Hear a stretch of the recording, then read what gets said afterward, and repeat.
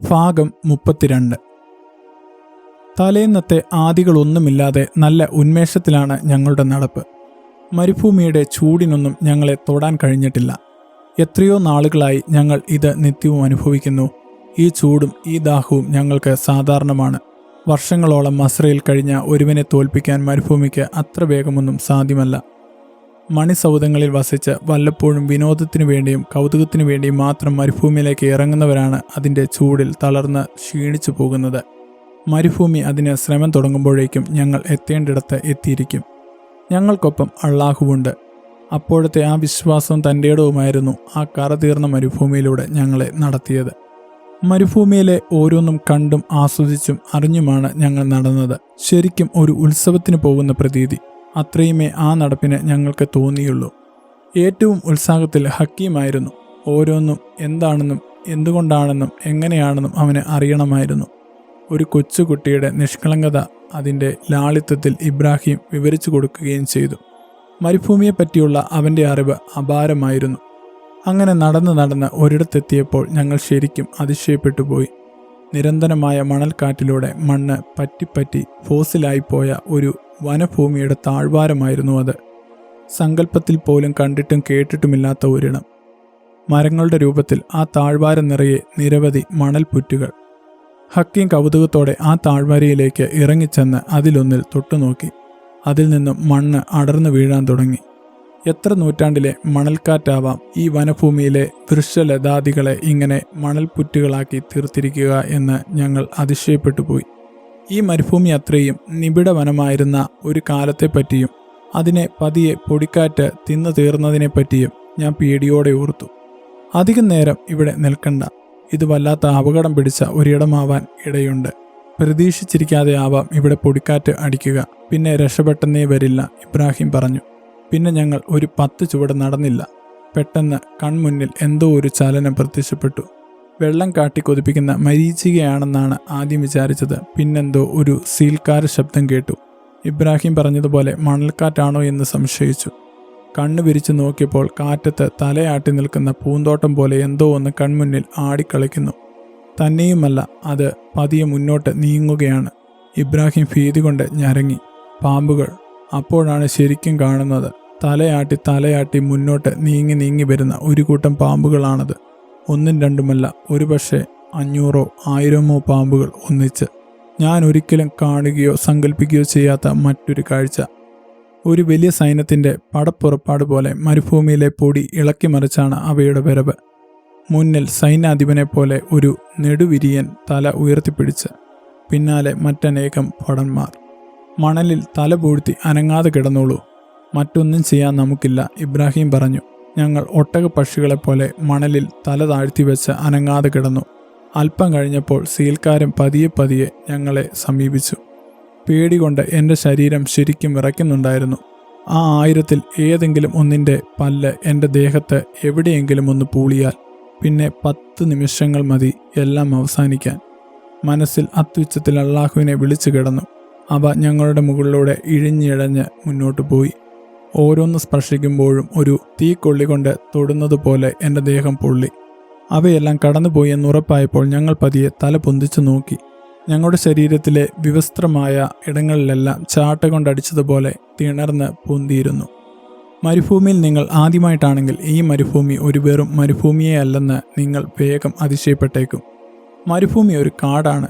ജീവജാലങ്ങളുടെ വലിയ ഒരു ആവാസ വ്യവസ്ഥ നിങ്ങൾക്കവിടെ കണ്ടെത്താൻ കഴിയും.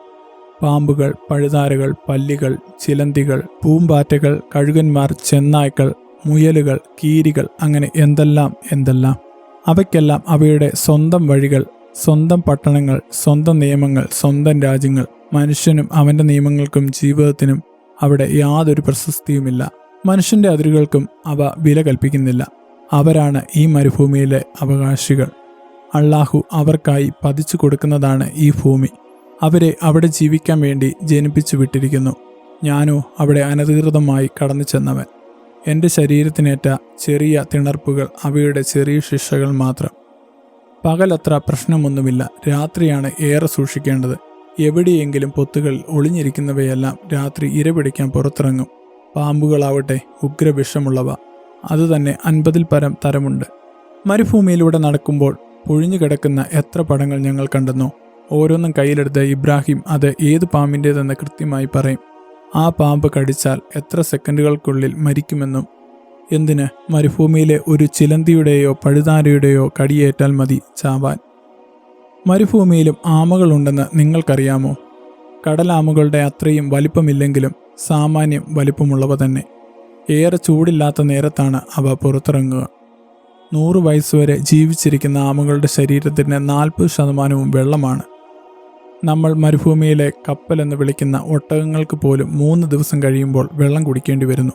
എന്നാൽ 6 മാസത്തേക്ക് വേണ്ട വെള്ളം ശേഖരിച്ചു വെക്കാനുള്ള കഴിവാണ് ആമകളുടെ മരുഭൂമിയിലെ കരുത്ത്. ഞാൻ മരുഭൂമിയിൽ കാണാൻ ആഗ്രഹിച്ചതും കാണാൻ കഴിയാതെ പോയതുമായ ഒരു ജീവി ഒട്ടകപ്പക്ഷിയാണ്. അത് മരുഭൂമിയെ തല പൂഴ്ത്തി നിൽക്കുന്ന കാഴ്ച എനിക്കിന്നും ഒരു സ്വപ്നം മാത്രമാണ്. 25 കിലോമീറ്റർ വേഗത്തിൽ ഓടുന്ന ഒട്ടകത്തിൻ്റെ പള്ളയിൽ പറ്റിപ്പിടിച്ചിരുന്ന് അതിൻ്റെ വയറ് മുഴുവൻ കാർന്നു തിന്നും ഒരു അത്താഴ പാത്രത്തിൻ്റെ അത്രയും വലുപ്പമുണ്ട് എന്നൊക്കെയാണ് ഞാൻ ഒട്ടകച്ചിലന്തികളെക്കുറിച്ച് കേട്ടിട്ടുള്ളത്. കേട്ടിട്ടുള്ള കഥകളൊക്കെ വെറും അതിശയോക്തിയെന്ന് കണ്ടപ്പോൾ മനസ്സിലായി. ഞങ്ങൾ മരുഭൂമിയിലൂടെ കാല് വലിച്ചു നടക്കുമ്പോൾ ഇബ്രാഹിമാണ് എനിക്കതിനെ കാട്ടിത്തന്നത്. ഇത്ര ചെറുതോ? വല്ല കുഞ്ഞുങ്ങളുമായിരിക്കുമെന്ന് കുഞ്ഞു ദിനോസറുകളെ മനസ്സിൽ സങ്കല്പിച്ച് ഞാൻ അതിശയപ്പെട്ടു. ഇബ്രാഹിം ചിരിച്ചു. വെറുതെ പാപത്തിനെപ്പറ്റി ആരോ മെനഞ്ഞുണ്ടാക്കിയ കള്ളക്കഥകൾ. ഒട്ടകത്തിനെ പോലെ കടുത്ത മരുഭൂമിയിലാണ് ഇതിൻ്റെയും ധീരത നിറഞ്ഞ ജീവിതം എന്നതൊഴിച്ചാൽ മറ്റെല്ലാം അതിശയോക്തികൾ. മരുഭൂമിയിൽ ഞങ്ങൾ കണ്ട മറ്റൊരത്ഭുതം പറക്കുന്ന ഓന്തുകളാണ്.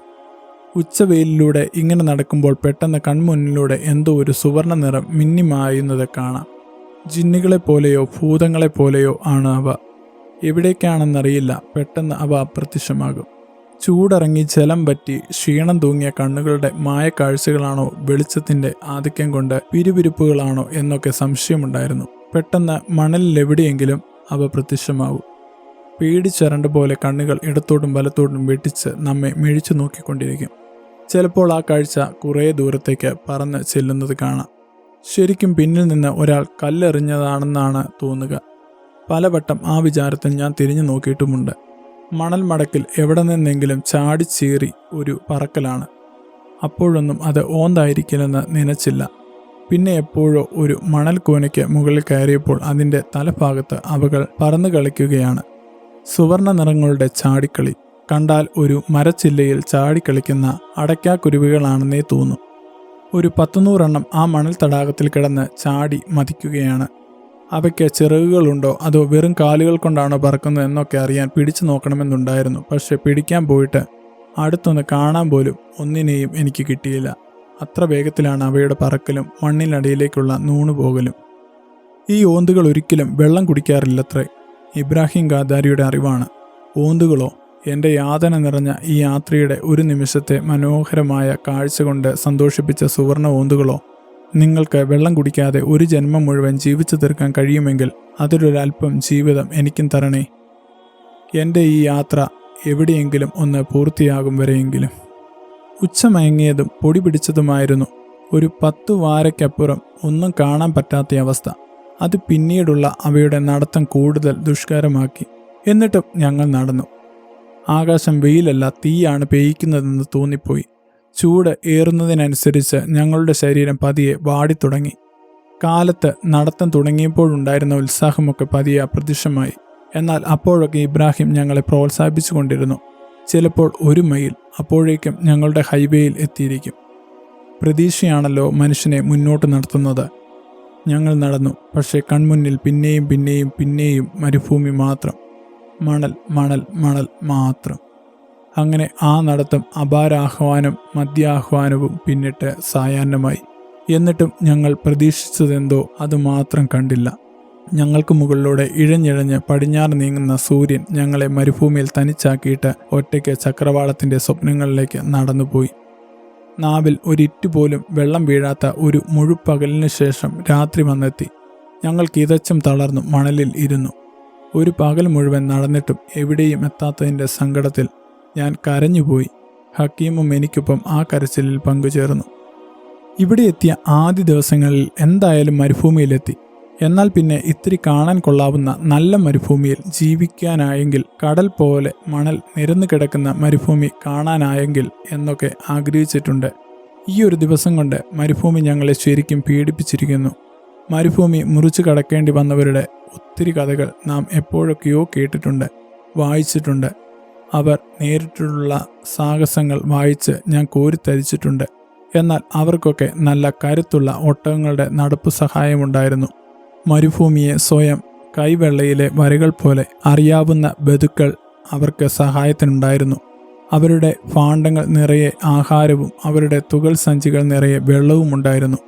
അതൊന്നുമില്ലാതെ ഈ മരുഭൂമി മുറിച്ചു കിടക്കാൻ ശ്രമിച്ചവരൊക്കെ സ്വന്തം അനുഭവ കഥ പറയാൻ ബാക്കി നിൽക്കാതെ ഈ മണലിൽ കുഴഞ്ഞു വീണ് ഇല്ലാതെയായിട്ടുണ്ടാവണം. അതുപോലെ തന്നെയാണോ അള്ളാഹ് ഞങ്ങളും? കൗതുകത്തിന് മരുഭൂമി തേടിയിറങ്ങിയവരല്ല ഞങ്ങൾ. പരീക്ഷണത്തിനുമായിരുന്നില്ല, ജീവിക്കുവാൻ, ജീവിച്ചിരിക്കുവാൻ, ഞങ്ങളെ സ്നേഹിക്കുന്നവരുടെ പ്രിയപ്പെട്ട മുഖങ്ങൾ ഒരിക്കൽ കൂടി കാണുവാൻ, ഞങ്ങളെ ഓർത്ത് അവരുടെ കണ്ണിലൂടെ ഒലിച്ചിറങ്ങുന്ന കണ്ണുനീർ ഒന്നൊപ്പുവാൻ.